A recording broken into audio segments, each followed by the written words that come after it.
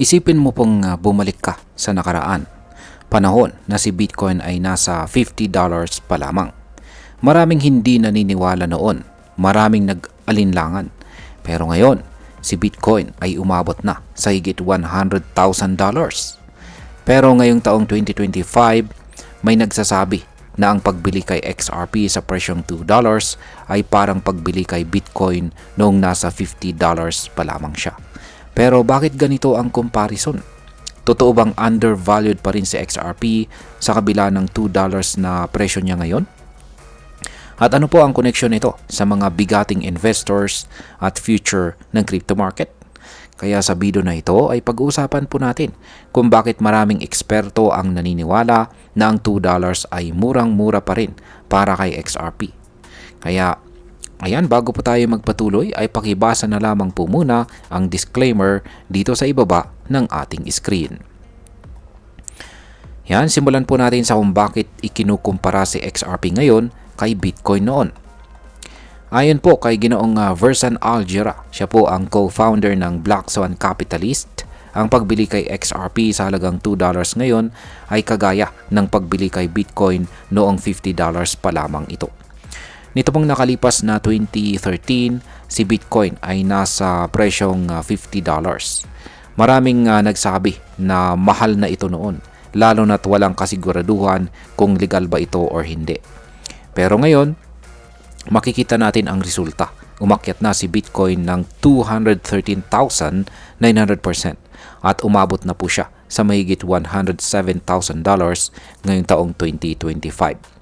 Ganito raw ang nakikita ni Ginoong Algera sa future or hinaharap ni XRP. Sa kabila po ng presyo nitong $2, naniniwala siyang undervalued pa rin ito, lalo na kung ikukumpara sa potensyal na pagtaas nito sa mga susunod na taon. Ngayon ay ano po ang meron kay XRP na wala kay Bitcoin? Yan, XRP has clarity. Yan ang meron kay XRP. Ayon po kay Ginoong Algera ay may regulatory clarity itong si XRP. Ibig sabihin ay malinaw po ang kanyang legal status sa Amerika at iba pang bahagi ng mundo.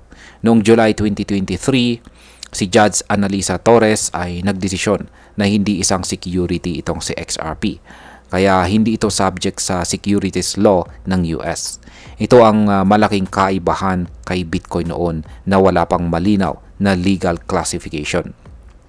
Bukod pa rito ay may utility itong si XRP.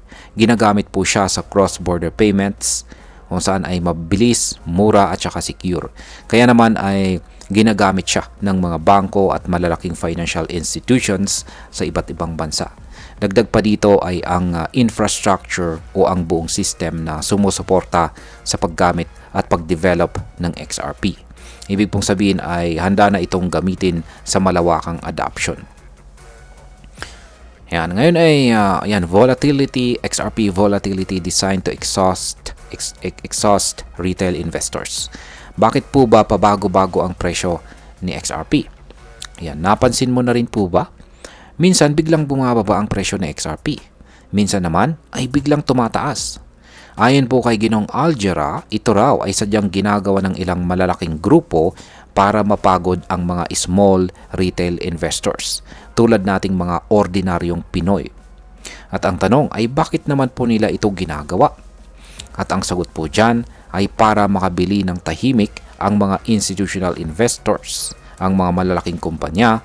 Yan po yung mga malalaking kumpanya at investors na may bilyones ang puhunan.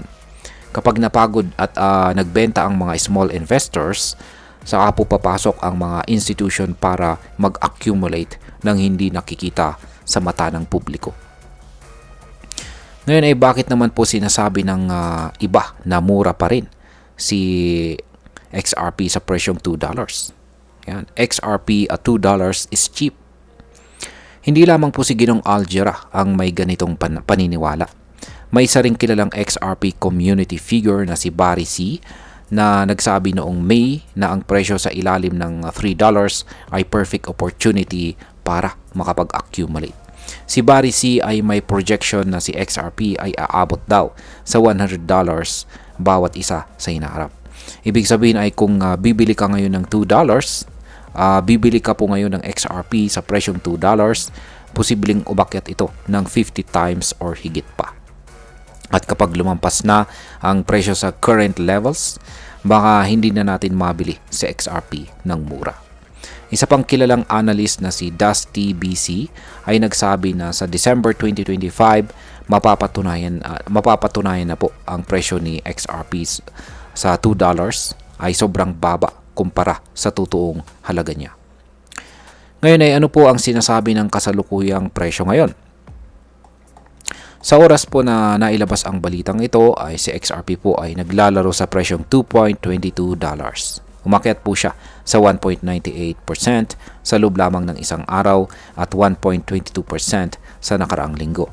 Ibig pong sabihin ay unti-unti na po siyang gumagalaw pataas.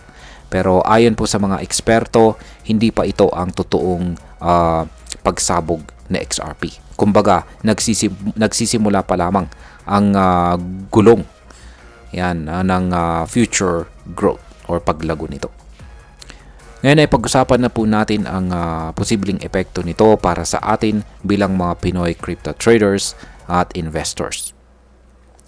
Para sa atin bilang mga Pinoy traders at investors, ito ay isang napakalaking oportunidad kung tayo'y handa at may tamang kaalaman. Hindi lahat ng crypto ay may ganitong level ng legal clarity, real-world use case at support mula sa mga institutions.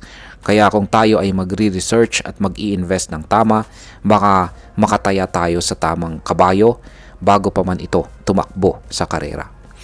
Ngayon pa lang, maraming Pinoy ang naghahanap po ng long-term investments. At kung totoo ang sinasabi ng mga eksperto, si XRP ay posibleng maging isa sa mga susi sa financial growth natin sa mga susunod na taon.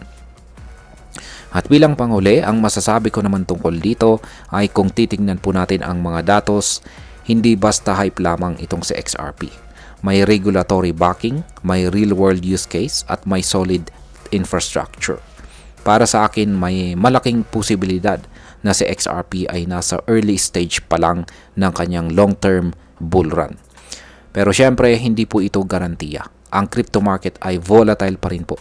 Kaya mahalaga po ang sariling research at saka risk management.